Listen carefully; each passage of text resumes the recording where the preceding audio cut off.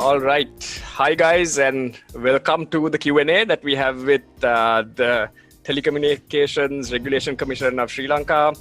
We will have Oshada with us in a bit, who will talk about all the answers to the burning questions that most of us gamers have.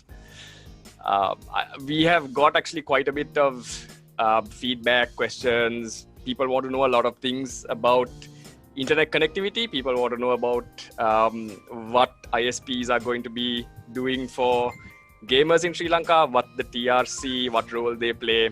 And so a lot of interesting sort of feedback we've got from the community itself.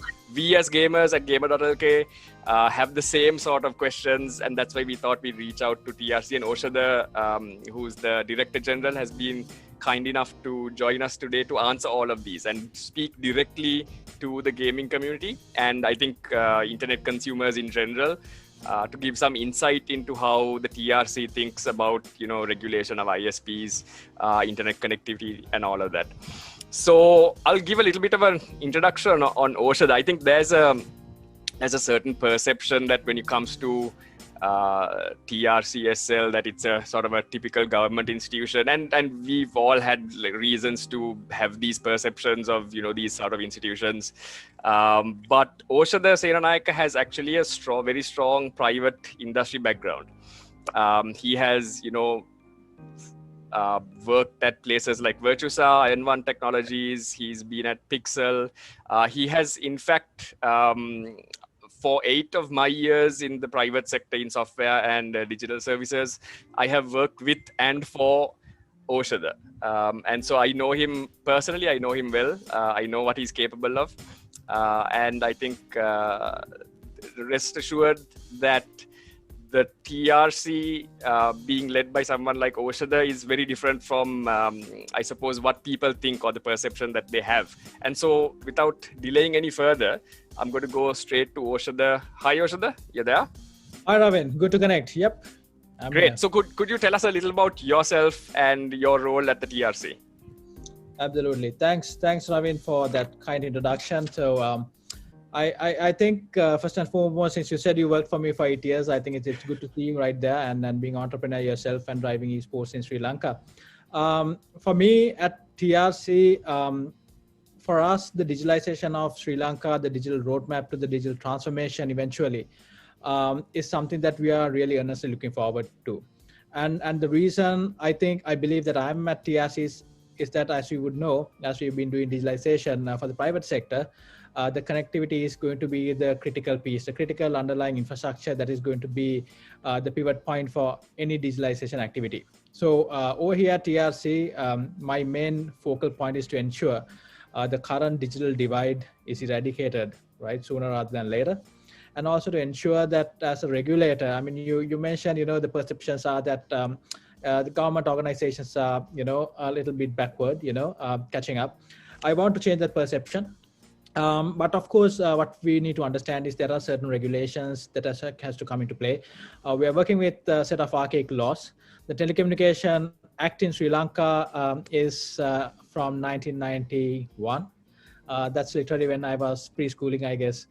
So you would understand the amount of work that has to be done behind the scenes. We have to ensure that we have these archaic rules and regulations and acts amended and ensure that it's current to the current needs. I mean, when you look at the 90s, I mean, it was the early advent of internet, right? We are talking about now social media, we are talking about AI, we are talking about machine learning. So my vision is to ensure that TRC, rather than just a traditional regulator, to ensure that we become a catalyst for acceleration. Right now, as I said, I just came out from a forum where we kicked off feedback sessions on the foreseen technoparks for Sri Lanka. We are talking about a radical shift of the mentality of us wanting to be a real digital economy, a real digital society. So to do that, I think technology is going to play a major role, and in tandem, telecommunications. We're talking about convergence over here. So telecommunications is not just telephony anymore, and it's going to be a converged environment that we need to ensure as a regulator that we stay ahead of the curve and ensure that we become a catalyst for acceleration, not a bottleneck. So that's where I am, and that's where we are heading with that vision. So the connectivity piece is priority. ensuring a democratic environment that empowers consumers is another of my priorities. You would have heard about the number portability. We just finished the public consultations. Hopefully could get that through by November. You know how our targets are set, Ravi, when we work together. So these are very ambitious targets. I would want to get this away this year as well, this year in itself. Very aggressive planning. 5G, we've just launched with another operator 5G trials just yesterday. You may wonder when we can't get tagged together on 4G, why are we talking about 5G? But then again, we have to leapfrog. As much as we set in tone the fixes, we cannot forget the fact that what 5G is going to play in terms of a future digital economy. So we have to ensure that as much as we look at a BAU plan, a business as usual plan, we need to start thinking a couple of steps ahead in ensuring that we leapfrog through. Otherwise, again, it's going to be the same situation in another 5 to 10 years, where we look back and say we still need to catch up. So that's things in a guest. I can talk for hours, but I'll pass the baton back to you to answer your questions. Sure. So thanks, Oshada. So just to give a little bit more insight into what Oshada, his experience with games and esports is. I saw some comments initially in our initial post when we said we are going live with the Director General. They had asked Raveen, can you, just enlighten them about what games are and what esports is? Because they probably have no idea. And so it's going to be like a stupid conversation. So I'm happy to say that Oshada, in fact, has actually, before he was DG TRCSL, through his private companies, he has actually supported esports in many ways. He has also sponsored some of the GamerLK events like Mercantile Esports Championship a couple of years back. There we go. We have a picture of Oshada. That's you over there. There you go. Interesting. Opening ceremony. Sports. Yeah. So he's. I mean, we've had conversations. We've had conversations about what esports is, what gaming is. He has kids that play games. So I think he's acutely aware of what it is, and any sort of feedback that the community gives, I think he's in a good position to sort of take to heart and then take some action with whatever capability that he has. So moving on from that, Oshada, I'd like to sort of focus on the internet. That is mainly what gamers and internet consumers, they're mostly worried about. So what role does the TRC specifically play when it comes to the internet in Sri Lanka? Good question, Raveen. So literally, TRC plays a very pivotal role in terms of internet. So one is basically, as I mentioned, it's all about the infrastructure enablement. I believe that it's important that TRC, I mean, we have quite a multitude of stakeholders. One side is the consumers of internet, the esports professionals, for example, as you guys, and more importantly, also the telecommunication service providers. Now, what we need to understand in these terms is that when you say internet, again, internet is something that's literally a commodity right now. But if you really look at it, let's talk about the situation in Sri Lanka. We are talking about 4G coverage issues. We are talking about lags. We are talking about the unreliability.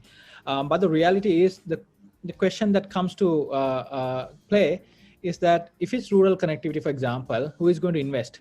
For example, if a private sector is told to invest in for example, a supermarket outlet in a godforsaken area, for example, right? For them, it's a matter of financial sense, right? But for us, it makes more economic sense to ensure it's done, right? So where does the governments come in? Where does the agencies such as TRC is come in? So we need to factor in that economic sense, and we need to ensure we come to mid-ground, Raveen, right? And that's what we are doing right now. So there's something called the Telecom Development Levy, right? That's been persistent. The whole point of the Telecom Development Levy, now other countries call it the Universal Service Obligation Fund. Every country has that, because this digital divide is not something that's unique to Sri Lanka, right? If you look at the ITU, the International Telecommunication Union, they have a Connect 2030 agenda, right? That's factoring in the sustainable development goals of the UNGA. The key thing there is their target is also, if you look at globally, we think that it's a problem for us in Sri Lanka, right? But if you look at globally, the ITU being the apex body of telecommunications and ICT, right? Their targets for 2023 is to ensure at least 65% of households gets internet access. Surprising, isn't it? You would think that it should be more, right? And the second target, another target, is to ensure that 70% of individuals have access to broadband, right? And the third, for example, example is to ensure that broadband services are much more affordable. So their target is to ensure that there should be at least a 25% reduction in price that ensures that there's no, barriers to utilizing these services. So these are global phenomena, Raveen. I mean, look, who imagined the the black swan event like the COVID last year? I see positives out of it as well. If you look at the digitalization, we are forced to adapt to a digital environment, right? But however, there are certain intricacies that we wouldn't understand when we are on the other side of that horizon, right, as consumers. Now, last April, suddenly as a country, we overnight had to shift on to complete work from home. For the kids, it was study from home. So basically, it was a paradigm shift, which we never expected. Now, imagine the load and the impact on the current infrastructure. I mean, by no norms this surge would have been expected. So we had an upsurge of about 35 to 40% of traffic overnight, Raveen. So we had to factor this. So TRC's role was, it was sleepless nights, literally working with the telcos, ensuring from ground level to ensuring curfew passes for the telco engineers to go run around. I was just talking about an example in my earlier forum. I get calls from ICTA, and I said, they were saying, look, there's a couple of startups in Jaffna that is struggling to basically work from there because the base stations there has never factored in this throughput, right? So they couldn't service the international clientele, right? We had to overnight gear up, mobilize the service sector, ensure that they have the passes. They go in there. The next question is, okay, how do you just overnight increase this bandwidth? There's a lot of routing mechanisms. There are a lot of technicalities we are talking about. So for TRC, it's ensuring that there's a fair balance and ensuring that the equilibrium in terms of the infrastructure is well set. Then number two, the investments and planning and guidance to ensure that this coverage is basically looked at in a more pragmatic and sustainable manner. And that's what we are doing with the Connect Sri Lanka project. In Sinhala, we call it the Gamer.LK project. Right now, let's be very honest, guys. I mean, I'm very upfront. I'm coming from the private sector. See, the issue is we've been talking about 90%, 92% of 4G. That is based on a metric of population. Now, as you know, population, when you take it as a measurement, the density of population is scattered across different provinces and districts, right? That's not a true representation of coverage. So what we've done is for over the last 1 year, I've started collating information on a ground level from all 14,000 GNDs, that's Grama Nildari divisions. That's the true representation of all literal villages. We cannot even, skip any village in this journey towards 100% connectivity. So it's been a challenging year. We've been collating data. We just put it into our analytic systems.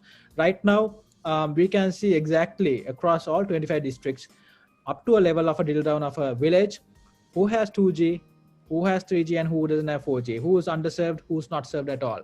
So now this has given us a good ramp point to ensure that we have a concerted strategy in moving forward. The good news is now TRC is also investing that telecom development levy.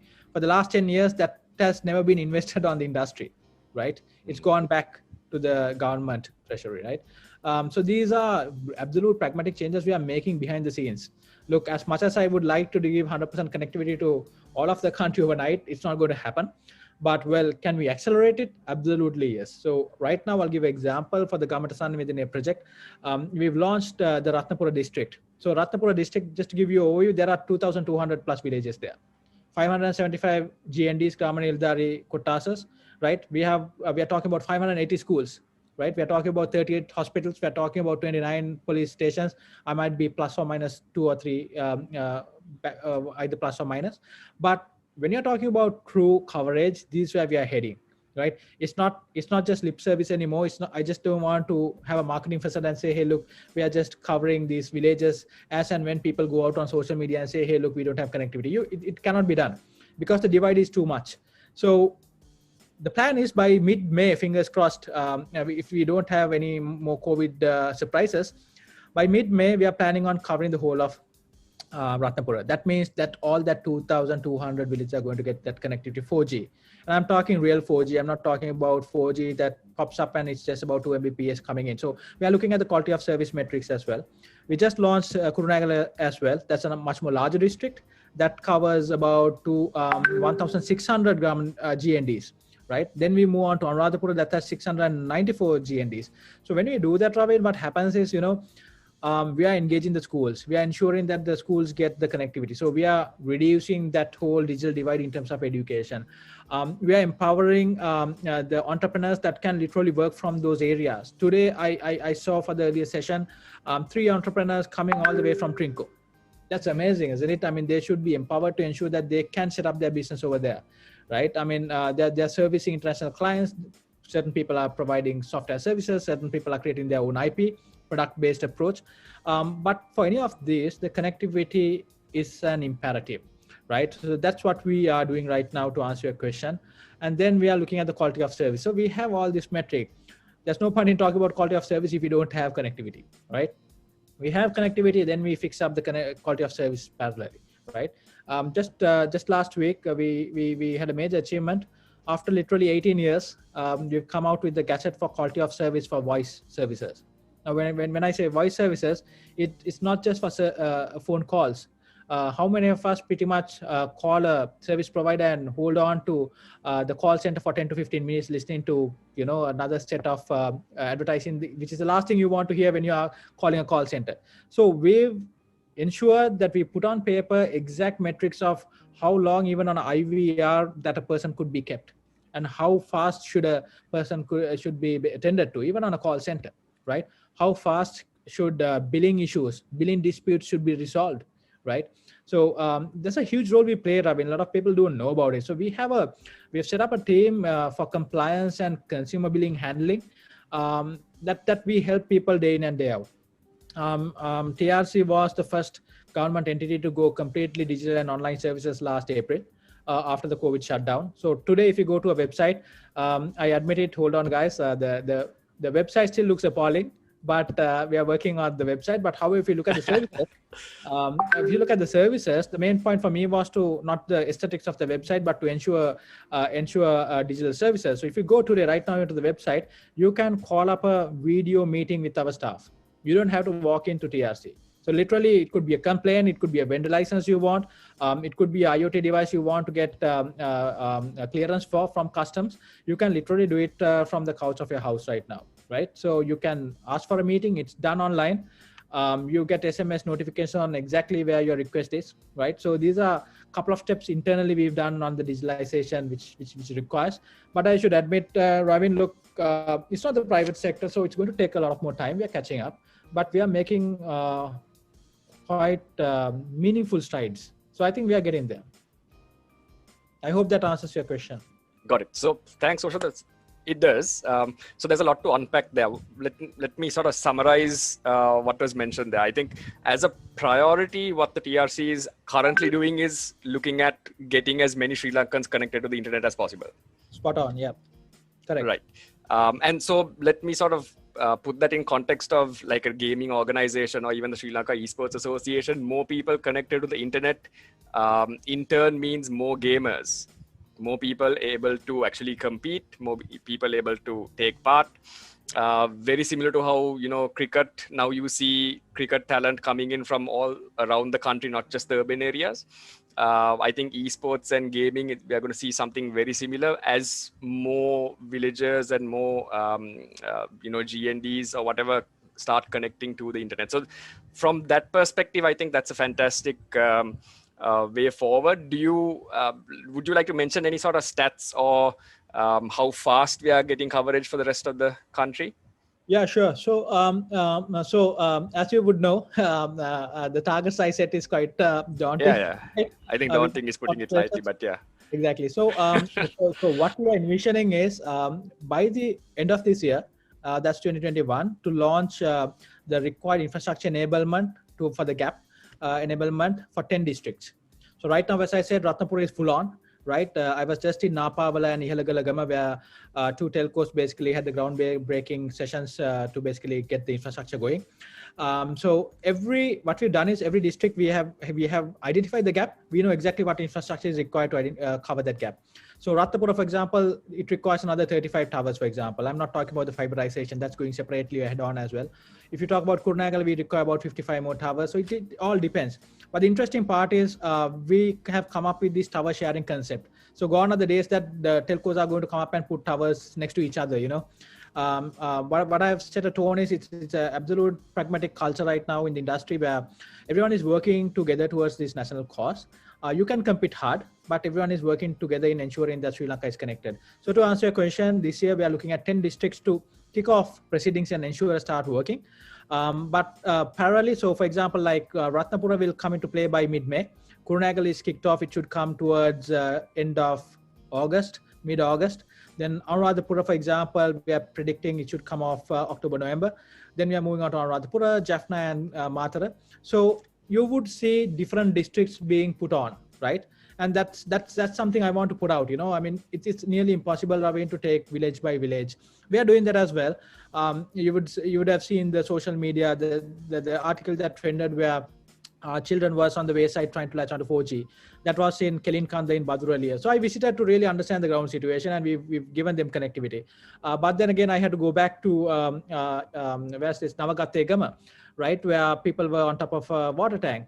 Now that problem cannot be sorted out in a piecemeal approach, right? So as much as I would love to take on each of these individual cases, you cannot do that, right? So I'm expecting this whole project to be over. It will take about 18 to 24 months, Raveen. Fingers crossed, assuming that all the required budgeting and the funding is there. I'm looking at 18 to 24 months. I would be very happy if we can achieve that 100% connectivity target by 18 to 24 months from here on. Fantastic. So I'm just going to translate everything that was said into something that gamers care about, which is basically more people. It's very simple. More people connected to the internet means more people playing games, which means, for example, let's take two games, one mobile, one PC, let's say Valorant and PUBG Mobile. We've had conversations with both publishers, with Tencent as well as Riot Games. And we've asked them questions like, why aren't they organizing official events for Sri Lanka? Why can't, Sri Lankans take part in these events? And so invariably, the response goes back is, look, the market size isn't that big.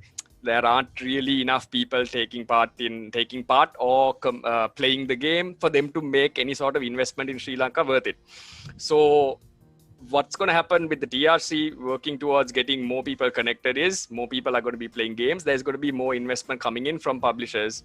And then the numbers increase, the competitiveness increases, and Sri Lanka just it becomes a more visible location for game publishers to actually take notice and do things with us. Because that's sort of the biggest issue that we're having at the moment. When we have a conversation with a publisher, the market size is just not big enough. And I think so that sort of blends well into what gamers really want to know these days. Oshada, we are going to take a little bit of a detour into, so I'll give you some context on gamers, right? So in internet consumers, there's a spectrum of happy, I suppose. And then the other end of the spectrum is very, very passionate people who are connected to the internet, and any sort of service disruption or any sort of service issue, they explode, or they are very vocal about it. And I mean, it's a minority in terms of, they call it a vocal minority, but a lot of gamers especially are very passionate about being connected to the internet and having really good internet. And so that appears in several forms. One is latency, stability. The biggest question that people want to currently know is unlimited internet. Is that something that's going to happen? Is it a dream? Is it something that's going to happen in Sri Lanka? They're pointing to all these other countries, even within the South Asian region, and basically saying, look, these guys have it. Their rates are this much. They have unlimited internet. We can't compete with them. What do you have to say? Yeah, so back in the days when we were having dial-up connections, we used to have unlimited, isn't it? I think our connections was 56K. 56K, right? I mean, the dial-up modems and all of that. The unlimited internet, there are two factors here, Raveen, right? I mean, I'm a person who'd love unlimited internet as well. I mean, absolutely, why not, right? Albeit the fact that I'm the DG of TRC, I'm myself paying for a significant amount of extra GBs, having two kids that basically consume YouTubes and play games online. Now here's the thing, right? What we need to understand again. So since that I'm here, I can now tell you all both ends of these scenarios, right? As I told you earlier, from last year, we have to look at the infrastructure aspect as well. We need to look at the uplinking. We need to look at the available infrastructure that is there. Do not forget last April with this 40% upsurge, we had a huge daunting task of ensuring a reliable connectivity that didn't basically hog the work from homes, right? Do not forget we have a $1.2 billion export market that's running on service providers over here, the software development organizations, the KPOs and the BPOs. Everything is literally running on the internet. I mean, if that goes down, well, we are going to have serious issues that's going to impact the economy as well. But however, having said that, absolutely, you know, I mean, certain countries have moved on to the unlimited plans. Now, here's how it works, right? If you look at each and every country, the telco industry, when you look at the capital expenditure, it's a naturally heavy capital expenditure heavy industry, right? Your ROIs, the return on investments, comes a little bit later down the line. But of course, after you cover that initial capex, of course, the incremental profits also, the bottom line impact is far also higher, right? And that's what we've encouraged the operators to do right now with this whole digitalization vision. They are investing, right? Now, when we look at the unlimited aspect again, we have two sides to this story. I'll take a very layman's example, right? I mean, if you pay for a buffet, you have to pay more than a set menu, right? I'm putting in very, very layman's terms, right? So I think what we need to have is here, it's equilibrium, right? Imagine throwing out unlimited at a stage where no one else can basically stream online videos. We cannot work online and our experience online goes down. This is the ground reality, Raveen, right? We have to balance this. We have to balance this, right? So we have to tread on this path very carefully and very diligently. Of course, we have to head there. And then I'm an advocate of unlimited internet as well. And I think it should be there, right? So where we are heading right now is we have to take baby steps at this. Do not forget now from last year, we took, as I said, the regulator is not taking a back step anymore. We are taking pretty much a very engaging step in ensuring that we guide the operators on exactly what is required. Now, the work from home packages, the study from home packages, right, was initiated by the TRC, was initiated by me sitting at home, right? Because I understood suddenly after COVID that the packages that was out there made no sense at all, right? So right now, when you look at the work from home packages or the study from home packages, that makes sense better than what we had before, right? Right now, if you have two kids connecting into two classes from different schools, being say one is a boy and one is a girl, right? You need to have two laptops and a good enough connection to ensure there are multiple online classes. Now that wouldn't have sustained with the existing, home packages. So that's why we brought the study from home package, Raveen, where, for example, right now you can, the parents can afford 100 GB at about 450 rupees, 495 rupees, for example. That's a per GB rate of 4 rupees 50 cents, as opposed to paying 100 plus taxes for every extra GB, right? That would have been, unsustainable for families, right? We made the Takshalava. I mean, maybe the gaming generation wouldn't still know about it. Us millennials now have kids and we have families, maybe, possibly. But the Takshalava is the official e-learning platform right now across all schools, K1 to K12, right? We made it completely whitelisted, right? Completely whitelisted. Now, this is, I should at this moment, as much as we always basically put the telco operators against the wall, but at this moment, I should make it a point to thank them for ensuring that they acceded to our request to ensure that there was absolutely unlimited free of charge access to the Takshalava, which was being utilized across all schools and even from home at no cost of GBs, no data cost. Right now, we are one of the only countries providing the official e-learning platforms of schools free of charge, Raveen, right? So technically a student, assuming that he has access to 4G or fiber, of course, can literally, stream 24 hours of education material within Takshalava at not a cent charge, right? We whitelisted the Learn, which is the Learn system is the state university's e-learning network. we've completely made it free of charge. So kudos to the telecommunication industry for coming in on the request of TRC to make it possible, right?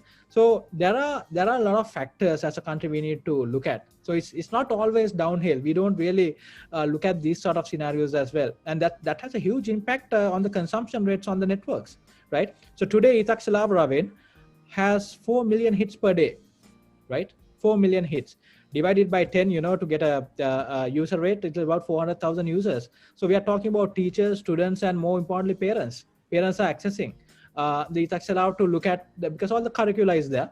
You can literally train your kid at home, homeschool, as like in the trend in the US, homeschool, utilizing these platforms. So coming back to your point, I know you want to answer to the unlimited internet scenario.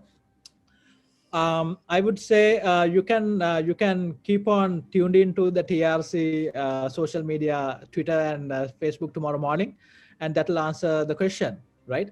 So yes, we have reached out in March to all the operators. We have given a directive to start offering unlimited packages, right? And quite a few operators have responded back, right? And I think we should start seeing the first unlimited packages coming into play as early as April this year. And that by what I mean is next year, next month, just 2 weeks away. But however, again, Raveen, I have a request to make. It's a request to make.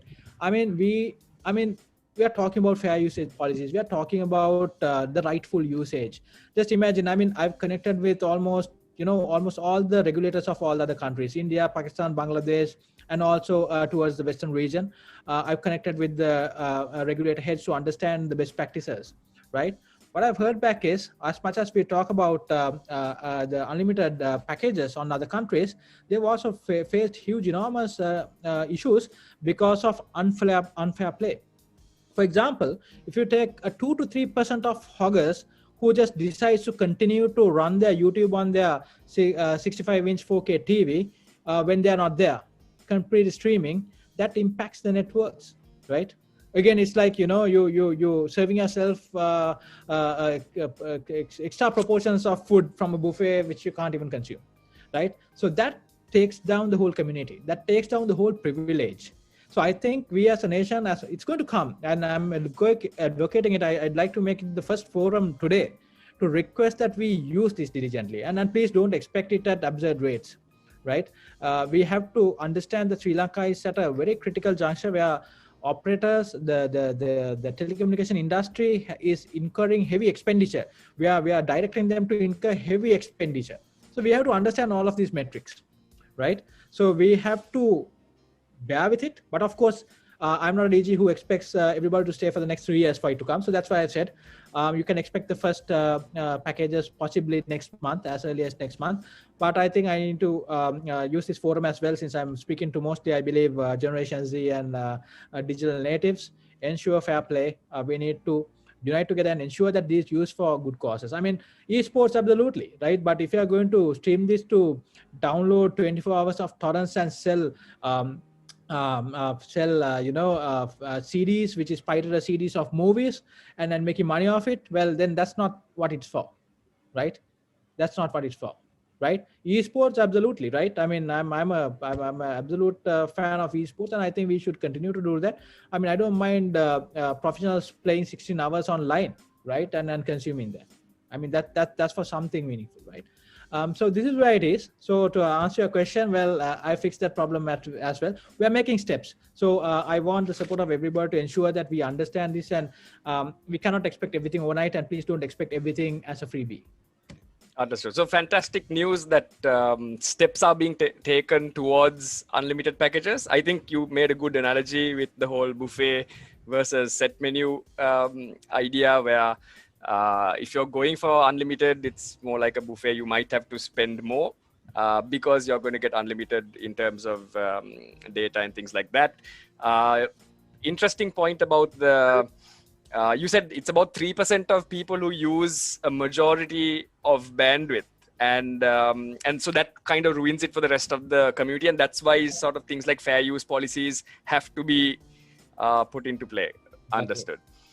Exactly. Okay, so you guys all heard it on GLK. There are unlimited packages coming, to be announced tomorrow, and looking forward to see what sort of type of packages the ISPs will actually get going there. Right, so that sort of takes us to another topic that people want to talk about, which is quality of service. So let's say we have unlimited data. We have these packages that you can basically stream on, but then quality, what, like, in terms of jitter, in terms of it dropping every now and then, in terms of latency, what role does the TRC play in regulating what the IS, like how good and how bad the service can be from a ISP in Sri Lanka? Yeah, so good question, Raveen. So this is something that goes unnoticed, right? We have a very committed team right now, which is absolutely engaged in ensuring that the rightful auditing occurs. I mentioned about the gazette that went out for the first time. If you go to our website right now, you can download the quality QoS, the quality of service standards for voice services. As I mentioned, we are right now working with the broadband quality of services as well, right? Now, if you take the compliance and the complaints division, so anyone can reach out to TRC right now just on an email, right? I mean, it's completely online. People can call our hotline 1-900 to complain. We're just coming out with the app as well, where it'll ensure that you can immediately, wherever you are, we want to crowdsource the feedback. As much as we are going for 100% connectivity, we want to crowdsource the effort in ensuring that people can come and give the feedback. Look, I'm in this location. Send us the geolocation so that we know that there's an issue of 4G latency or the throughput there, for example, right? So right now, we look at the tariffs, we manage the tariffs. As I mentioned, the new work from homes, the study from homes that came out, the pragmatic steps to introduce OTT online streaming services such as Netflix. It has been all us working together in close tandem with the telecommunication industry. So, I mean, look, last year, even Netflix was a Christmas present everyone was expecting, isn't it? No one thought that we could make it happen in Sri Lanka. We made it happen. So this is what I'm saying. We are making steps, right? And more importantly, right now we're talking about unlimited. Do not forget that right now, at as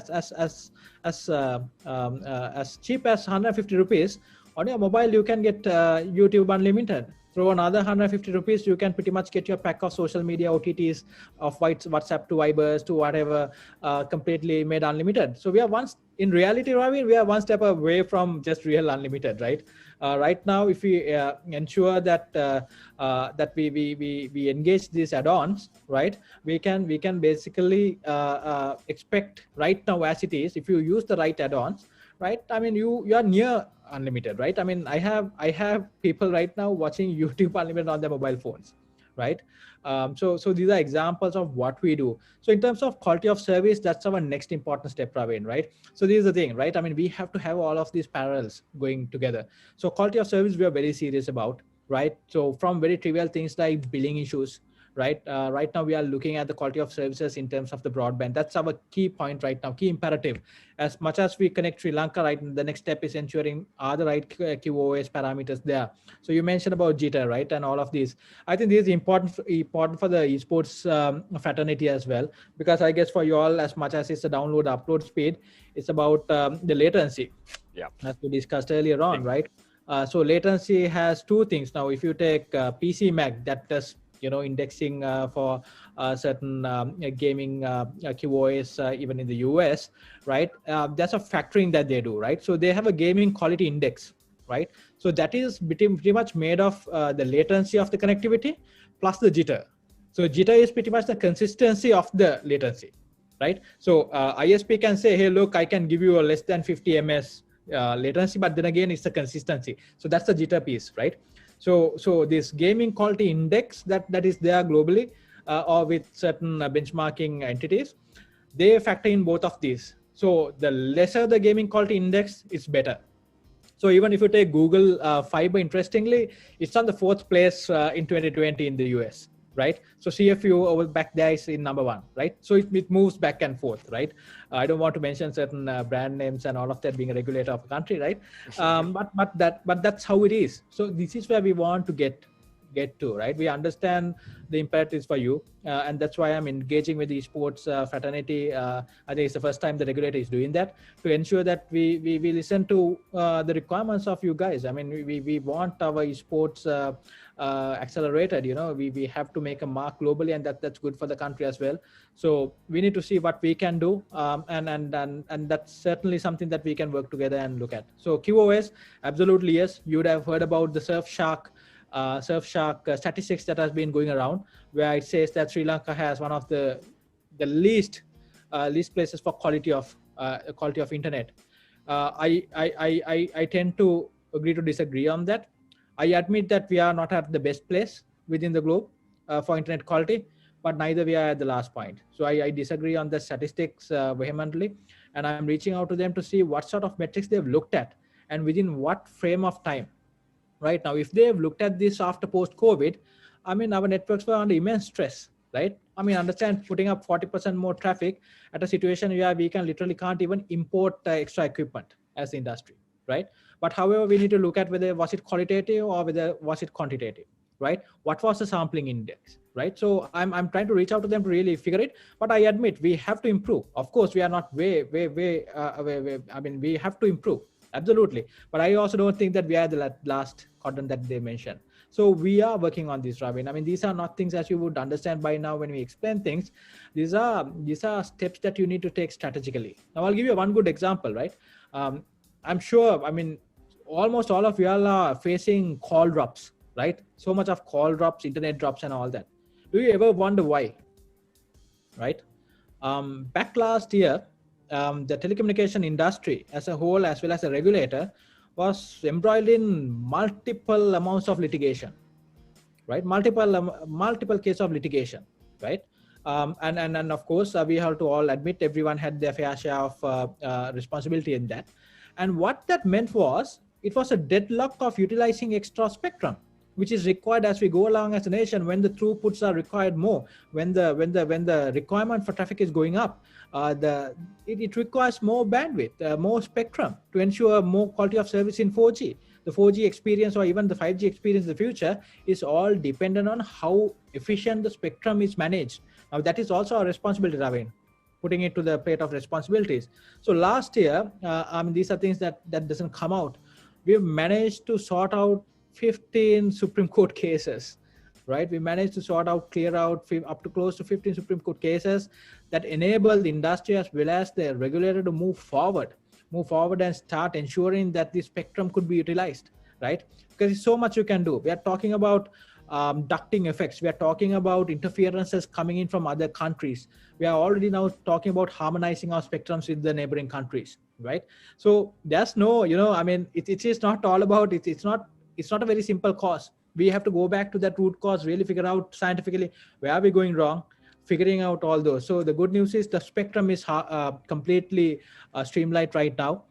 Just yesterday, we were in consultation with the International Telecommunication Union. We are working in tandem with them to roll out the first ever spectrum management framework for Sri Lanka.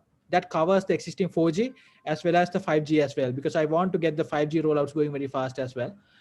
So these are, and as you would, I believe the community will now understand the steps behind the scenes. I mean, it's like a tip of the iceberg, right?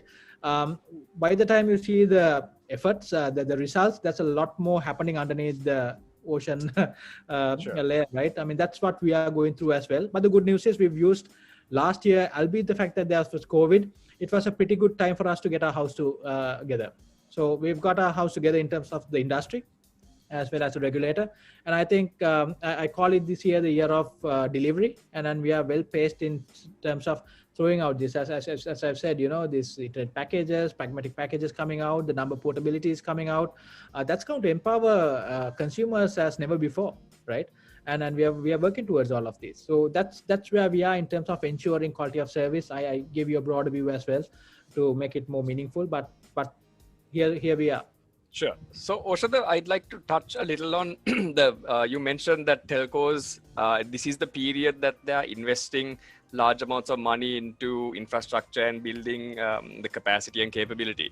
Can you talk a little bit about, I think one of the main factors that people, the end consumer is a little worried about is the cost, like per GB data cost why is it so expensive? Again, they compare it to their neighbors, to other countries, and they say, look, Sri Lanka is, yeah. So I'll explain this in detail, right? So there are two things, right? We always, if I take off my TRC hat as well, I would also say, look, I mean, we are never satisfied with the rates we pay, right? For anything ever. Sure. That's how it is, right? But however, what we need to understand is where we are with the rates, right? Now I can talk anything that I want until the cows come home, but well, it's not going to make any meaning. I can say it's cheap as ever, or I can say it's expensive. It doesn't matter. But let me take you back to a very credible source point, right? Now, if you take the ITU again, the International Telecommunication Union, I mean, this is the apex body of all that is of telecommunication and ICT across the globe, right? They define, for example, standards. For example, for 5G rollout, now it's called IMT 2020. So they define standards for IoT. They define the standards for spectrum management. They define the standards for the convergence in terms of ICT and telecommunication. So I would encourage all of you all to go back to the ITU website and download the latest the data rate statistics or telecommunication rate statistics report, which is out there. It was the 2019 one that's out there. So based on that, so you do your math. I would tell you all to go there and test this for yourself and validate what I say. Raveen, we are the 9th cheapest country for voice right now in the world, and I think that's something that we are getting there, right? And I'm talking the countries ahead of us is the likes of Sweden, the Switzerland, Luxembourg, and so on and so forth, right? And then we are way ahead. Now we come to the $1 million question of data, right? For data, of course, we are not that great, but we are not that worse either. We are at the 29th place, right? So 26th for mobile broadband, 29th for, I think, fixed broadband. But of course, there is a lot to improve on. And I personally believe we have to improve on that rates, right? But however, we are out of 190 UN countries, right? However, we are not at the 150th place. And this is not something that they will take our feedback or opinion, right? They're absolutely and vehemently independent, Raveen, right? These are not local reports that gets cooked up, for example, right? It's not the case. So we are at the 29th place. And by the way, this was the 2019 report, Raveen. But I believe from last year, the pragmatic steps we took to introduce new packages, the work from homes, that the per GB rates have significantly come down, Raveen. I mean, you can do your math. If you look at the rates on the work from home packages, they are significantly lower. I mean, we brought in this add-on concept, right? Because we couldn't expect people to go out there and buy new packages, right? You can literally on your self-care app pretty much go in there and basically get your add-on, even if it's whether it's Netflix or whether it's Amazon Prime or whatever. You just go on there, one click of a button, and you add it on. So I believe the 2020 report should take us to the top 20. Now, again, as I say, this is work in progress, Raveen, right? We have it's like ISO, right? I mean, it's continuous improvement. There's nothing we can get overnight, right? But I hope that the consumers and the public appreciate and understand what we've done so far. We are making steps. I mean, I put my hand up. I mean, if there are people who thinks that we haven't, well, I'd like to hear back. But I mean, that's what I said. You can make your own judgment based on what we've done. Right. So yes, we have to go into more affordability. Absolutely. So as I mentioned earlier, as per the ITU guidelines on the Connect 2030 agenda, right, by 2030, they say we have to reduce globally 25% of costs in terms of affordability of broadband. Right. So that's applicable to us as well, Raveen. So again, this is not a Sri Lankan situation. It's a global phenomena, right? People would want their services coming down. Right now, that is going. So there are market dynamics that plays, right? Like any new technology that comes out. Take, for example, the PS5 that's out, right? The cost is going to come down as we go along, right? Suddenly the PS4 is not what it was used to be, right? I mean, you can literally get a PS4 at half the price now that the PS5 is out, right? Same for Xbox or whatever, right? So, I mean, there are market dynamics, but what I'm saying is we are taking absolute steps. We are taking absolute steps in reducing the prices. But of course, we need to ensure that the regulator has to play the role of ensuring that there's equilibrium, right? If suddenly the telecommunication industry doesn't become profitable, well, they're not going to invest, right? So we need to ensure we have this equilibrium, Raveen, right? At the end of the day, as I said, these are listed organizations. I mean, they need to justify their capexes on their board meetings. They have to justify each of their way. And if they don't feel these markets are conducive, they can even exit out, right? So it's not as easy as we think. It's not just that consumer perspective I need to look at. But I think we are moving on a very, very balanced ground right now, which I would say is a win-win situation for both the industry as well as the consumers. So that's fantastic. Yeah. So just to summarize, about the question about data cost, we are in the top 30 worldwide out of 150 countries. So we are better than about 120 other countries. 190 countries. 190 countries. So we are better than, yeah. Right. Yeah. Yeah. Okay. So that, I think that, although there's a perception that this is so expensive, we have to understand that Sri Lanka is better off than, 170 or 160 other countries out there in the world. So that's an interesting point and sort of gives perspective on where Sri Lanka is. And according to you, that will continue to increase, and that's our goal. Rates. Absolutely, Raveen. So see, there are some technical steps we can take, right? I mean, as I said, look, we are working within a unfortunately archaic environment in terms of legislation and rules and regulations. Now there are concepts of spectrum sharing, right?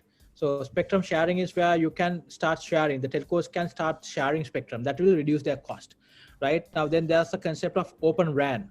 So open radio access network means that the whole adage of the fact that you need to go with one vendor for your core network and your software front and your radio networks gets out of the way. So you can be vendor agnostic. So you can have your core networks with one vendor. You can go literally with another vendor for your access network, the core networks and vice versa with this open RAN concept. So we are right now working on a very, very aggressive steps as a regulator to ensure how fast can we bring these concepts that is being used by the others of the world. Now, when we bring it, that is going to significantly reduce the overheads of the operators as well, right? So that's going to bring down the rates far more, right? So that's something that, that's a multi-pronged approach at this. It's very, I can assure you, it's done in a very diligent way. Parallels are working.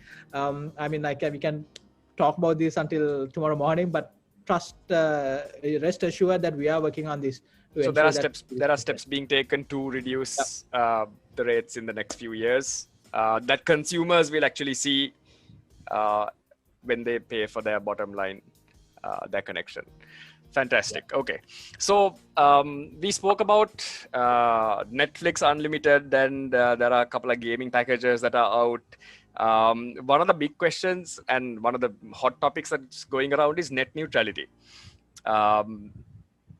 Globally, it's been a huge topic, and there have been some questions on what's the TRC stance on that? Is it something that will be implemented in Sri Lanka? What are we looking at here?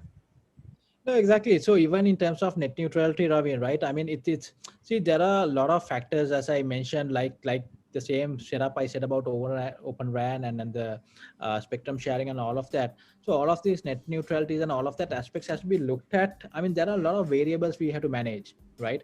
We cannot lose equilibrium within the industry as well as the consumer front, right? So we are there are certain things that's under discussion, and that's something that we are discussing as well. So all of these are in the packages, right? I mean, all these are under discussions. It's when we need to sync up on what comes out. There's a chronological aspect we need to look at as well, right? What I can again assure you is pretty much we are discussing these pragmatic steps. And right now we are engaged with the International Telecommunication Union on 2 consultancies, not 1, 2 parallels, right? So one aspect is the licensing regiment overhaul, right, which enables all of these aspects that we talked about, right? But it requires certain frameworks and regulatory aspects that needs overhauling. So right now, one of the key things we are trying to do is to ensure that we update the Telecommunication Act, which is, as I said, is based on 1991 Act, and that Act is based on the 1982 British Act of Telecommunication. So you can imagine the impasse we are in. As much as I would want to roll out these coming from a private sector environment, we need to understand that we need to ensure that we take out these showstoppers, and then that's what we are doing. Got it. So what I'm understanding from that answer, Oshada, is that net neutrality is not something that we are really looking at the moment. There are other priorities, but Yeah. it might be something that is being discussed in consultation with the international community in the future. Yeah, exactly. So again, as I mentioned, it's a net neutrality again, right? I mean, you need to look at then. It's about ensuring that certain things, the user content, website, platform, applications, and all of that are looked at without discrimination. So to get there are certain prerequisites. I mean, that's what I'm saying. It's all interconnected. So I think the questions, the questions from the gaming community come from, there was a gaming package that was released recently, and there was this perception. It wasn't something that actually happened, but people thought that if you didn't go for the gaming package, that your normal package latency and jitter and quality of service to gaming servers would reduce. No, so let me explain, right? Now, bottom line, the net neutrality is all about ensuring that pretty much you don't prioritize certain types of traffic or block certain types of traffic or whatever, right? Or potentially even block types of traffic. So what we need to again understand is, Raveen, when we design these packages, we need to understand how we design these packages based on the requirements, right? Just throwing it out there does not make sense right now as it is, because it's going to bring down the whole network for everybody. The use experience is going to be gutted, and that's not, none of us wants that, right? So this is what I'm trying to explain to you all, where we are coming from and what sort of variables we need to balance out. So this is what we have. So we need to go on that fine thin line in ensuring that we strike the right chord, right? And that's not simple as you all say, right? And that's what we're trying to do, and it's working out, right? I mean, who would have believed that we could have had work from home packages and study from home packages overnight as add-ons, right? And then Netflix everyone was talking about 3 years ahead, right? I mean, it was a joke, right? I mean, everybody was putting on the VPNs and spoofing the internet IP and pretty much latching on to Netflix. Right now, you don't need to. So technically, Netflix right now, if you afford that, literally, that's basically you look. I mean, if you look at even Netflix, as the gamers like you all, I mean, there are fanatics of, there are movie buffs, for example. So if I want to be a movie buff, I want to watch 24 hours of Netflix. Look, you can consume even 400, 500 gigs of data as long as you got that platform. But can we basically put it out on a generic package and offer it to everybody at a particular rate? Absolutely not. Not right now, Raveen. It doesn't make sense for any of us. Understand. So let's go into a little bit about marketing. How ISPs market, unlimited packages, fair user policy, unlimited YouTube, and all of that. I think there is a certain segment of the community that is kind of angry at ISPs for marketing in certain ways, and then they see the small print later on. Is that some sort of thing something that the TRC looks into? Yeah, exactly. So what we do now is, Raveen, so last year when I came into play, there were quite a lot of unregulated tariffs out there, right? So let's take this whole debacle of the nighttime and the daytime situation. That's a very good example, right?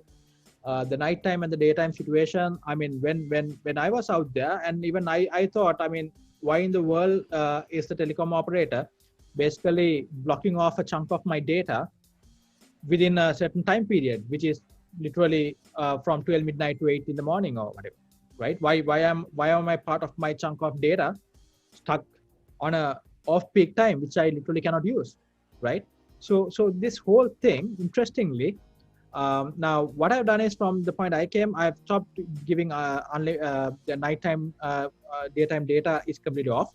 All the new packages that literally came from last year is all anytime packages. There's not a single anymore nighttime, daytime packages. So anybody who wants to stick with nighttime, daytime, so be it. But right now, if anybody wants to go with daytime, I mean, from last year, all the tariffs that came out was anytime data. There's no nighttime, daytime packages, no new packages, right?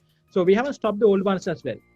Because, I mean, interestingly, what I figured out was there are certain segment, not the affluent types or whatever, there are certain segment that utilizes that nighttime data. Now I'll tell how this nighttime debacle came into play.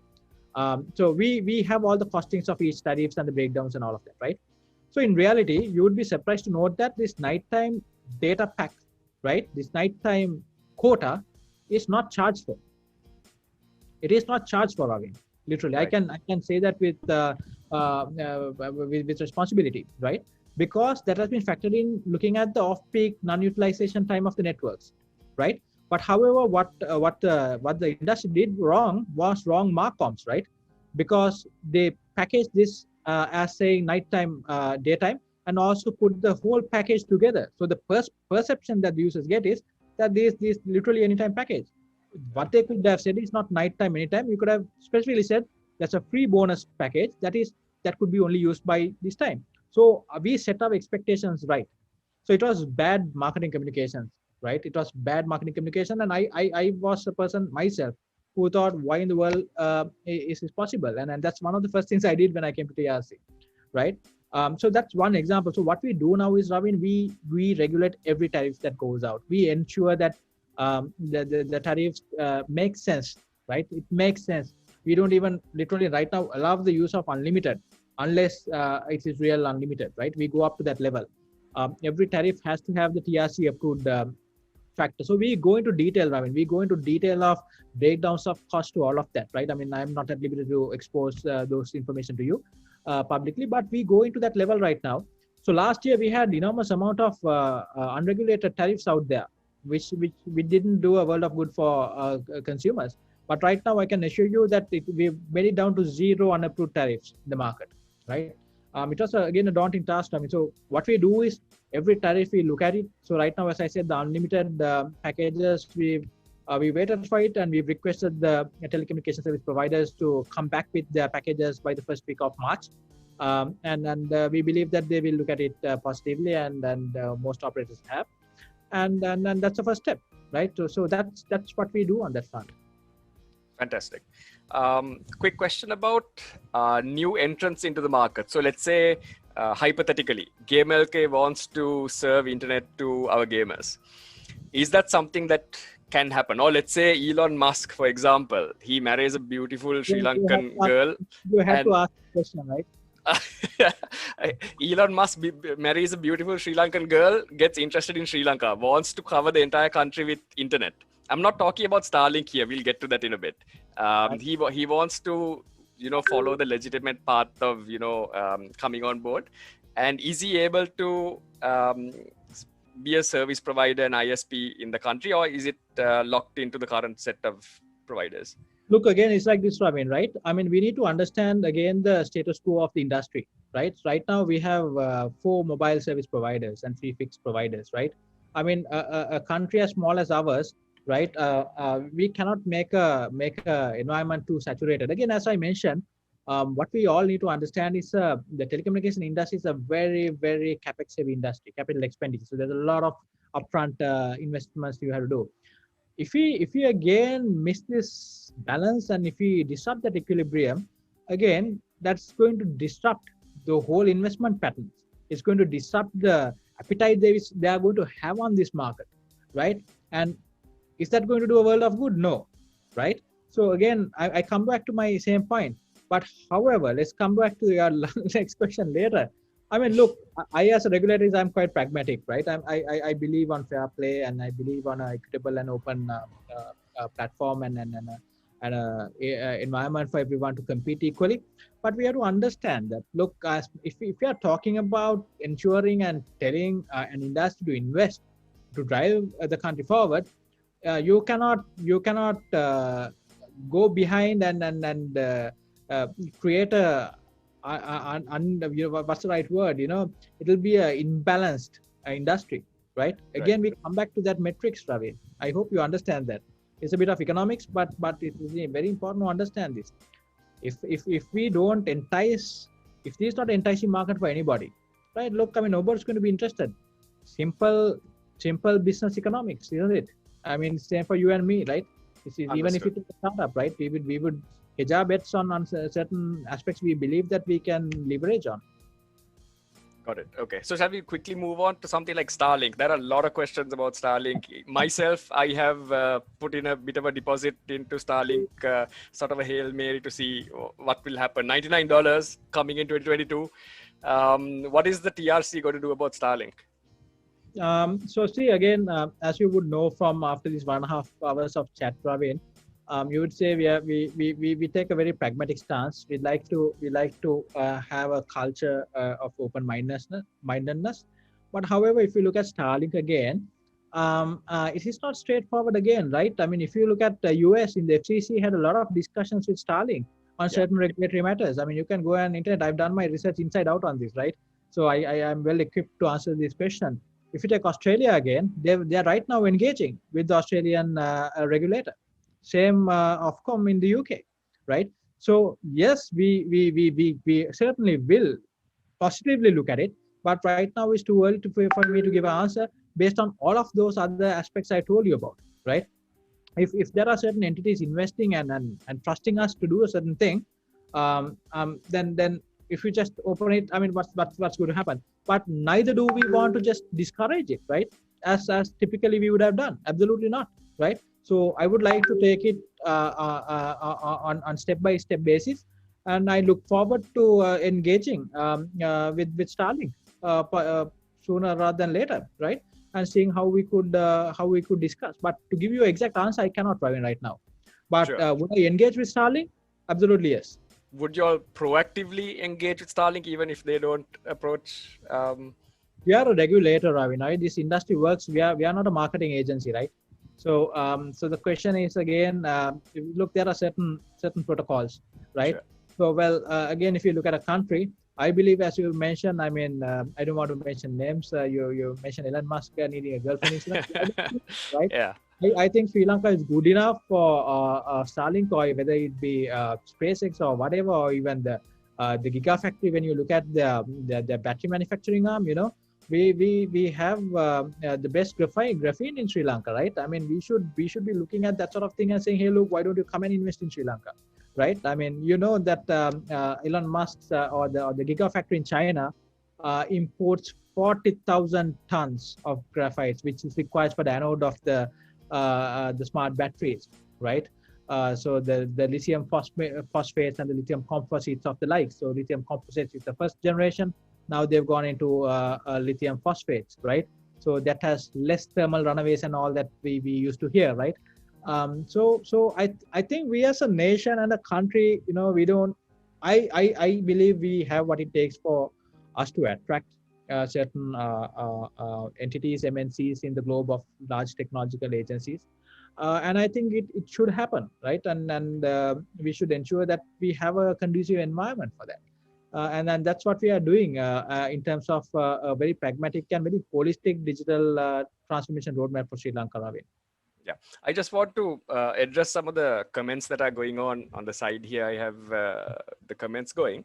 I think there's a sort of a misunderstanding about the role the TRC plays. So there are comments like, okay, so TRC is trying to make a profit from this and things like that. Can we educate the people about what role exactly TRC plays and the responsibility there? I don't think there's a... Yeah, so go ahead. As I mentioned, so that absolutely I agree to disagree, and I think that's not enough in communication between the government entities versus the public on these matters, right? So I'll give you a very good example, very simple, right? You know, Raveen, I'm apolitical. I'm not politically inclined. You know, I'm just coming to serve the country. I've just thought that we should be part of a meaningful change, if ever we want to push the country forward. So I'll give you a very good example, right? So we always talk about the fact that we don't have coverage and we don't really have investments coming in. Now, if you look at, for example, right? I mean, a couple of years back, you and me paid 49.7% of tax, right, on our telecommunication services that we can stream. I hope you all remember that, right? I hope you all remember that, yeah. Right? 2019 November, right? Immediately there was a slash, right, of data rates, the data tax rates, right? The impact on the economy was 10 billion rupees on tax revenue. So, right, 10 billion rupees of collections, right? I mean, these open statistics, right? So what we are doing right now is our data is at a 10.2. It's an all-time low of tax, Ravi.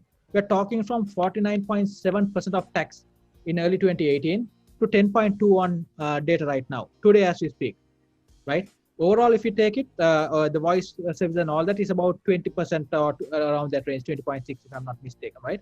So that's been pragmatic steps taken to reduce this. We are not interested in profit making, but however, do understand, for example, we have to reinvest back. Now, to make Sri Lanka 100% connected, we are talking close to 100 billion rupees, right? Now, where is that money going to come from, right? Where is that money going to come from? So this is what I'm trying to say, right? What I'm trying to say is, again, as I always say, it's all about economies. It's about equilibrium. It's setting the right. There's no right or wrong here, I mean, right? So even the tax regiments and all of that. So I believe successive governments, and I say successive governments, okay, all parties, right, have only looked at the telecommunication industry as a point where you just continue to tax them. All right, you cannot look at that in that way. What neither can you at this stage make it a zero tax, for example, right? Now we've done it for the IT industry, by the way, right? So again, as a country, we need to understand there are certain steps you have to go. You cannot achieve that 100%. It's like a private sector company organization as well, right? There are certain objectives you spread across certain years, right? There are certain things you need to achieve to go on to the next step. So it's the same. So TR is absolutely not a money spinning entity or whatever, right? So right now, today, as we speak, as I said, my role is to make TRC a catalyst for connectivity, for ensuring that we accelerate the digitalization. So I'll give you one good example again. I mean, these are things that the next generation doesn't know. Even a tower was imported to Sri Lanka, Raveen. If you take a telco tower, it's absolutely a low-tech piece of equipment, right? I mean, it's just steel, right? I mean, of course, there'll be a bit of aerodynamics, some structural nuances, right? But we've been importing towers to the tune of 17 billion rupees, right? But then have anyone thought that whether this could be manufactured in Sri Lanka, right? So interesting thing is we have local manufacturers right now building all the towers that's required, right? What does that do, right? What does that do right now? It's pretty much sparking up a new industry over here, right? These towers in the future, once it's done in Sri Lanka, can be basically exported back to emerging other countries and nations, right? It's going to spark other ancillary scenarios like tower rigging and all of that, right? So these are examples. So it is not what we think when we are in the other side of the show, of the private side of things. Now that I'm in here, I can tell you all what is it in here, and I hope you all do understand. Got it. So let's sort of leapfrog into 5G. Tell us about 5G. What plans ahead? How soon can we see a 5G rollout?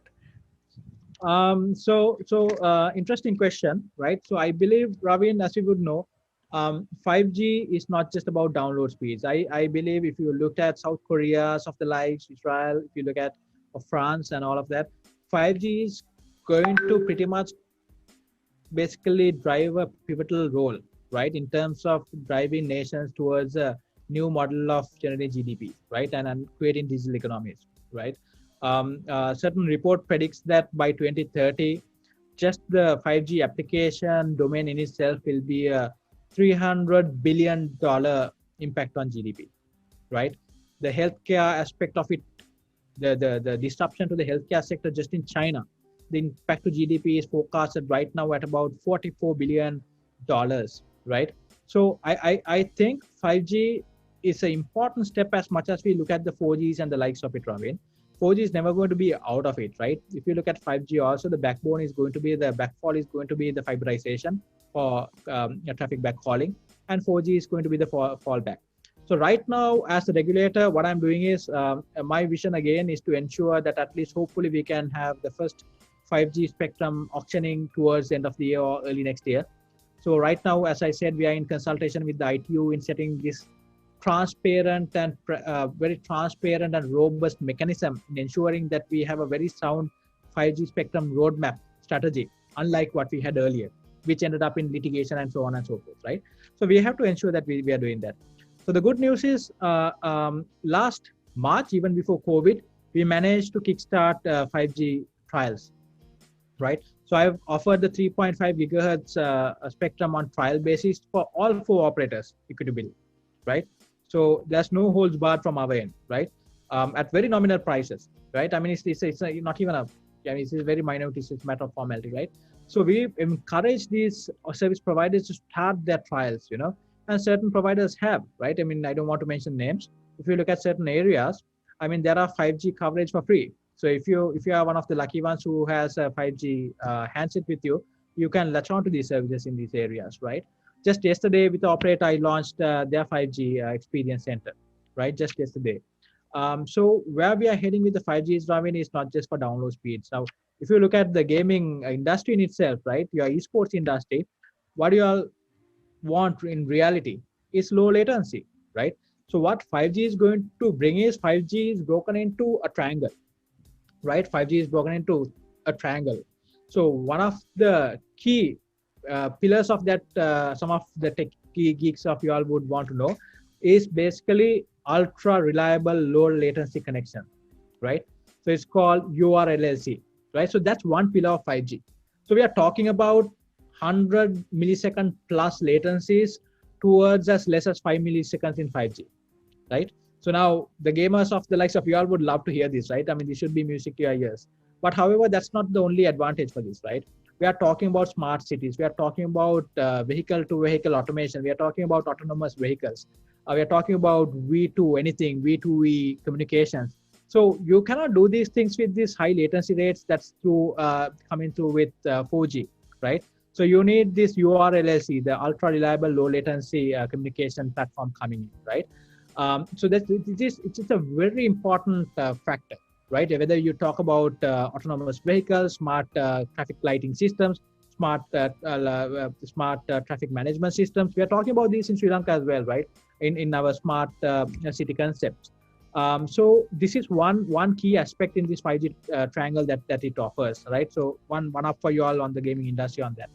The second thing is what it offers is what we call massive machine type connectivity, right? Massive machine type connectivity, right? MMTC. Now what this does is, right, we are talking about industrial revolution 4, right? We are talking about literally automation of factory floors, right? Now this is not just going to happen on download speeds, right? So couple of years back, I was involved work in the Volkswagen factory, right? I mean, the moment you take that tour, I mean, it's all KUKA robots right around you, right? The only place you see human intervention is at the last stages where they start putting up the wiring harnesses to the electrical systems, right? So that's how it is. But when you talk about this massive machine type communications, right? We call it MIMO as well, right? Multiple input, multiple output concepts and all of that. So if you're talking about this IR4 enabled by 5G, we need to have robotics that's engaged with the right communication platform. So that's where this is coming in, right? And there's no way we can do this. So this is also another aspect that comes into play for IoT, Internet of Things. Now we talked about earlier about smart cities and then smart enabled agri-technology. We talk about health industry being completely disrupted by 5G coming in, remote surgery being done. So the interesting part with this massive machine type communication is that based on the IMT 2020, the standard set up by ITU for 5G, I'll give you an example how this is interesting. If you take 4G right now, you can set up only about 60,660 sensors on a per square kilometer area based on the uplinking capacities and all that. So on 4G, we are talking about 70 gigabytes of per second to 300 gigabytes of downloads on the uplinking fronts, right? When you go into 5G, we are talking about literally 10 Gbps of uplinking and 20 Gbps downloading rate, right? So that's a huge phenomena difference. So when we talk about this IoT, there's a lot of input output. We're talking about a lot of sensors going back and forth with data, right? It's going to be now the current phenomenon is more downloads, but when you talk about IoT, it's going to be the upload factor as well, and then fast proximities, right? So with 5G as opposed to 4G can go up to about I think it's about 60,660 devices per square kilometer, right? 5G, guess what? It can go up to 1 million devices, right? It can go up to 1000x of enablement of IoT devices on a given area, right? So that's one example. Download speeds again, yes, right? We are talking about another 100x increment, right? We are talking about speeds up to minimum of 10 Gbps per second, right? So these are examples of how it's not just for consumer aspects coming in. Of course, it is there for consumer aspects as well, because before long, we'll be streaming 8K videos on our mobile phones, right? That's the reality. You get on a plane. I saw this very interesting example. It said, I mean, as soon as you get onto a plane, before the flight attendant tells you to switch off your phone, you can ensure you within seconds download your latest 8K movie onto your phone to watch it over here. So this is very interesting to see, right? And the third thing, so I talked about ultra reliable low latency connectivity. I talked about massive machine type communication. And the third, more importantly, as I mentioned, enhanced mobile broadband, EMBB, right? So that is where I explained about, streaming. I mean, for you gamers, look, I mean, you don't have to have expensive on-prem hardware anymore, I guess, Ramin, right? Isn't it? I mean, you all can pretty much stream your gaming, right? So this is what 5G is going to bring in. So the good news again is, for the likes of y'all who thinks that the government sector is way behind, well, TRC, I think, has turned that corner, and we've introduced the 5G trials from last February. As I mentioned just yesterday also, I've been part of a launch of 5G. And from the regulator perspective, we are looking at, again, the early next year or end of this year to pretty much look at giving away spectrum and then enabling 5G services in reality.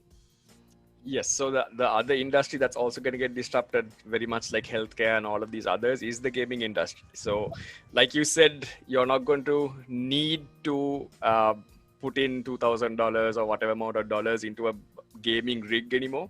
In the next 5 to 10 years, you're just going to be streaming it off either a mobile phone or just a sort of a monitor without a hard, big gaming rig. If that's what you want to do. So it's very much like Netflix or streaming. That's going to be the future of gaming. Brands like Xbox have already gone into the streaming concept. And I think the only question then from gamers would be, am I going to have enough data to stream? And so I think we've had that question to a certain extent. We are heading towards that, right? I think we are heading towards that. You look, I have the same conundrum, right? My kid going and updating the Horizon pack without telling me and skimming out. That's how it is, right? So I think, Ramin, it's gone are the days as we spoke. I mean, people are not going to basically go and start looking for PS4 or PS5, Blu-rays anymore. It's going to be pretty much downloaded. It's going to be downloaded online, just like we consume now Netflix. And even the updates and the upgrades that come through with these games, right? I mean, so I think with these steps, I think these are going to sort out this. This is why I said, I mean, when you look at it holistically, I think these steps together will ensure answers to all of these questions. But are these going to come overnight? Absolutely no. But can we accelerate and make it happen very fast? Yes, absolutely. That's what we're doing. Fantastic. So I'm going to sort of will end this, but I want to talk a little bit more about gaming and esports and the recognition that TRC has for gamers and esports athletes in the country. I know in the past that that demographic hasn't really been catered to or communicated with in the past. In the future, Oshada, where do you see that going? See, Raveen, under my tenure, I'm absolutely. So let's talk very candidly. I think I'm the one who reached out to you to discuss about the packages, what is required for the esports, not the other way around, right? That shows the passion, and I think esports is the way forward. I think like cricket, as we used to do, and actually we celebrated our 25th anniversary of the World Cup, which shouldn't be the case. We should have one a few more. But I think esports, I'm very, very confident since I've been part of the USL CGs and always been part of it and wanted to support it. I believe the next wave of putting Sri Lanka on the sports map possibly could be esports, right? Yeah. So I think you have our fullest support. I can guarantee that as long as I'm there. So that's why I want to set this tone while I'm at this and ensure that you all have a sustainable environment, that we can encourage more people to engage with esports. The perceptions, I think you all have to change the perception of parents on gaming as well. It is found out now, it increases the cognition and thinking patterns if you use gaming in the right way, right? So I think this is something that you all have to do. But from our end, we are absolutely passionate of encouraging you all, the esports fraternity, as well as the esports as a national sport moving forward. And I think this is something that we could look at. So as I mentioned, the Lotus Tower comes under us as well. So I'm looking at steps of creating possibly like a home for esports within that environment as well for the esports fraternity, right? And I look forward to discussing this with the esports association and the esports community in detail. And then this how passionate we are, and this how we are in terms of supporting you guys. Fantastic. So I think that's a sort of a very different sort of approach that this particular administration of TRC is taking towards gaming and esports. I don't think we'd ever have this sort of conversation before. So kudos to you, Oshada, and thank you for looking into this side of things. I think the answers that we got throughout were clear. I think people got answers. Some of them weren't direct what they wanted. People are expecting answers tomorrow, right? Like they want their internet fixed tomorrow. They want costs slashed tomorrow. That's don't expect 70 years of a mess to be yeah. fixed. But Right? I think I mean, look, that's how it is in the private sector, right? If you are given an organization or if you are given something, it takes time to steer a ship, right? There's no way. I mean, it's humanly impossible. So I think that's why that's my call out, Raveen, to the communities where, like, we have to work together. We are opening up for the first time. We are engaging, not only opening, we are engaging and we are listening. We are taking the feedback and we are acting on it, and that's a huge step. That's a paradigm shift from a Sri Lankan cultural perspective of the government entities engaging, right, with the next gens, with the private sector. I mean, I believe that's where we have to go. I mean, we have to harmonize, and then we have to work in cohesion. And I think we all have to go in this journey together. And having unrealistic expectations is not going to do a world of good for anybody. But I hope you all have seen from what we've very openly and very genuinely explained that things are in the right direction. absolutely. I think we had a very fruitful discussion, and we thank you for joining us. And we look forward to talking to you and the TRC in a much more deeper level and see how we can get the gamers' requirements catered to. Thank you very much for joining us, Oshada. Likewise, Raveen, thank you so much for having me, and it was quite interesting to have this conversation.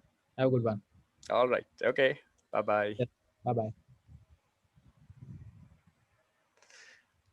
All right. Okay. I think I'm split in two. Okay. All right. Thank you, Ramesh, for that exit. Am I talking? Am I heard? Okay. So thanks, guys, for listening in. We got a lot of answers from Oshada. Ramesh, I can hear myself. We got a lot of answers from Oshada.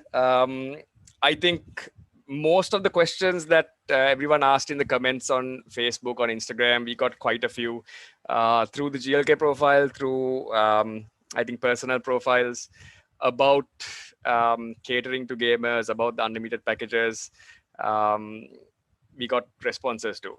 It was realistic answers. I think Oshada was probably never going to come on and say, okay, we are going to cut prices by 100% or 50%, and it's going to be unlimited tomorrow. But I think the effort and the recognition that the TRC has of there is a problem, there is a request from the community that moving forward they want to reduce prices. They know where they are in terms of where the country is, and efforts are being put in there. So I think like I'm happy with the answers that I got. I think I am happy that gamers are being considered. I'm happy that ISPs are looking into gaming packages. The gaming packages themselves might not be the perfect packages.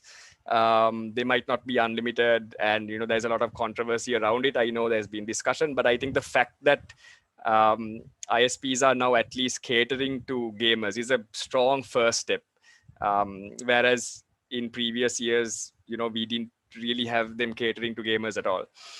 So maybe we'll have a quick sort of discussion with people on the chat and see what people thought of this. We'd love to engage with people on chat and see what they thought. I was following a little bit of the chat earlier, and it varied from interesting questions to just trolling.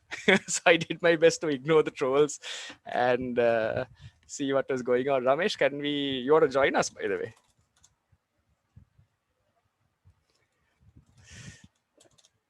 Not possible. No. Okay. Right.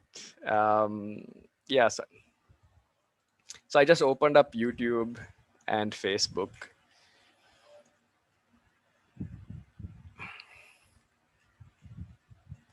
So like one of the things that I saw, like a common a sort of a theme on the chat that I saw is people think the TRC is an ISP.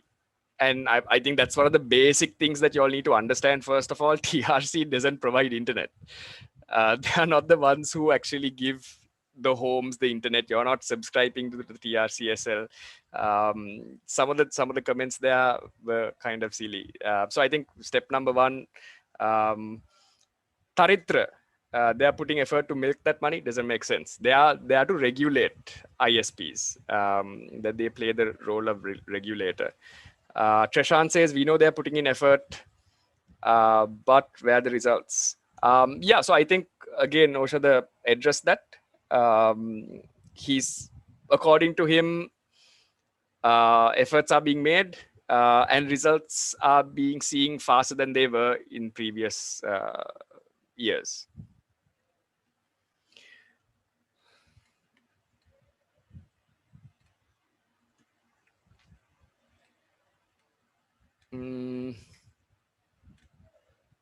Monopoly scratching the back of another monopoly. Chamot. I don't like, there is no monopoly anywhere here. That doesn't make sense.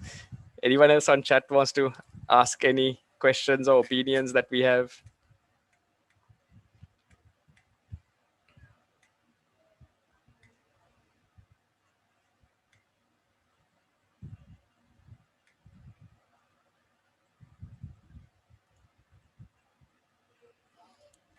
Any good news, Tanush? So the good news is unlimited internet will be announced, I think this month or next month is what I heard.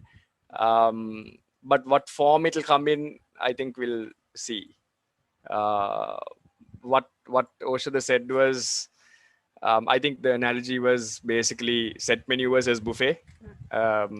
If you're looking for like unlimited data, you're going to have to pay for it basically. Did he comment on the dialogue getting interfered with signals from India? We didn't ask him that question.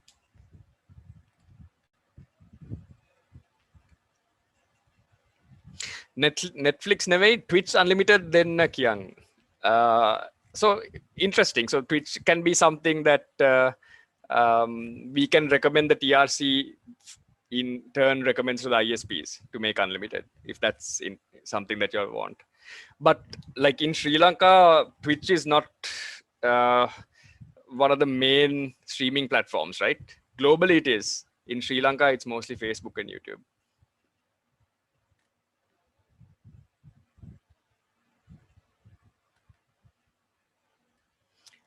Taritra, you just have to understand the difference between a profit-making entity and a regulator. Once you understand that, I think it'll be clear to you what role they play.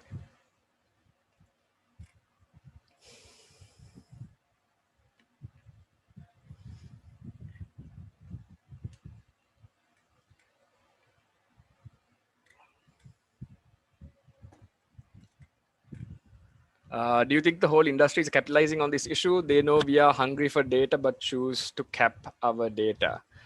I mean, yeah, that's economics for you, right? If you have a business opportunity, the ISPs are going to take it, and it's basically TRC will be the regulator that makes sure they don't abuse it.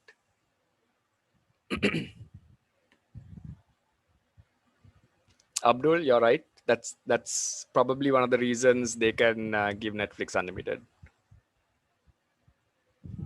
So again, I think there's a perception that TRC has complete authority over ISPs. I think one thing that Oshada mentioned is the TRC's responsibility is also to make sure there's an environment where ISPs can have a proper business, conduct proper business, a profit-making business. If the ISP doesn't profit, like if the whole point of a business is to make profit and to give a return to their investors. If the ISPs don't profit, there is no point them being in Sri Lanka. Like there's no reason for them to actually put in the effort of building infrastructure in the country and giving you all internet or building any of these. So I mean, you have to understand that. If you understand that, you will realize if TRC says no, you absolutely have to give unlimited at 100 rupees a package. ISPs will just pull out of the country. That they'll say, okay, we'll go to India. There's 1 billion people there, and we will be with one ISP that has no competition, and it'll be a monopoly, and it won't make sense. So the TRC has to play that role where they create a environment where ISPs can also compete with other ISPs and also cater to the consumer.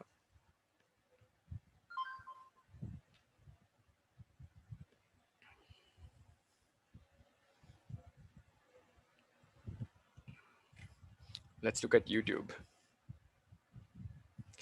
Unlimited packages වල price කීයක් වගේ වෙයිද අපි දන්නේ නැහැ. ඒක TRC එකේ announce කරයි, ISPs ලා announce කරයි. Hopefully not too expensive. I think we are all looking for unlimited, right? I think there is no argument there. ශ්‍රී ලංකාවේ streamers ලට free internet package දුන්න නම් superior streaming side එක දියුණු කරන්න තිබ්බා.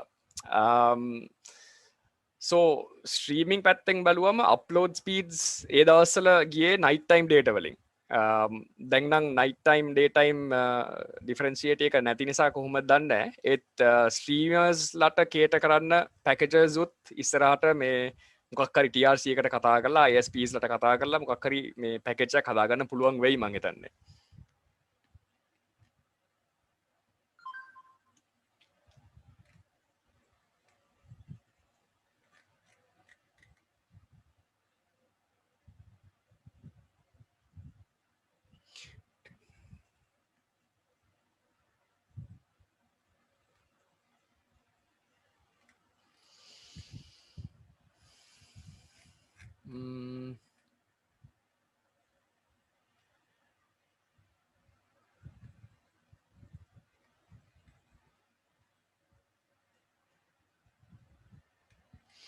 Yeah, Nahid, so I agree that the packages that we have now is only a first step. It's not what I think the gaming community wanted, but it's there, it's getting there. And what we have to do is just understand that it's baby steps, right? The fact that we have an ISP actually marketing to gamers and taking gamers seriously is step number one. Then it will get better as we give feedback. If it's sort of all hate and all bad feedback that we give, I mean, they can very easily just say, okay, these gaming packages don't really work, and then there is not going to be a future gaming package where we ever will have unlimited for Steam, for example, Steam downloads. That might be the next step if we communicate with them.